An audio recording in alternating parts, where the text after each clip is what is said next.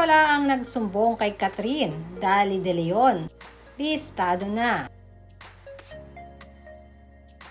Gumawa nga ng napakalaking ingay kahapon ang pagpopost ni Catherine Bernardo at Daniel Padilla ukol sa kanilang hiwalayan.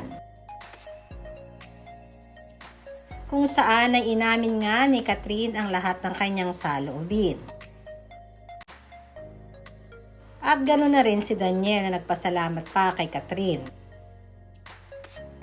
Sinasabing meron di umanong isang tao na nakapagpatrigger ng paghiwalay ni Catherine at Daniel.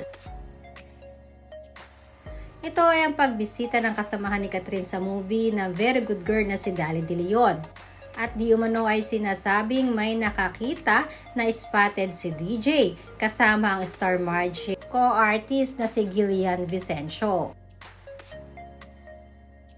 Sinasabi kasi na nagpupunta si Daniel sa kondo ni na Gillian lalo na kapag si Catherine ay nasa out of town. At isa pang nadadawit sa usapan ay ang matalik na kaibigan ni Gillian na si Sue Ramirez. Alam lahat di umano ni Sue ang mga naging conversation ni Daniel at ni Gillian. Ito nga ang punot dahilan kaya di umano tuluyan nang nag-part ways ang Katniel.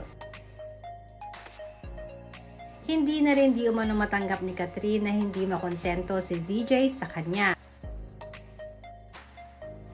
Matagal na rin di umano ang issue ito kaya naman nais nang i-close ni Kathleen ang chapter na ito ng buhay niya.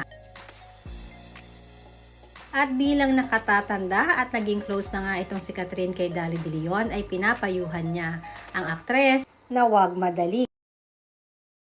Dahil kung para talaga kayo sa isa't isa ay itatadhana kayo ng panahon.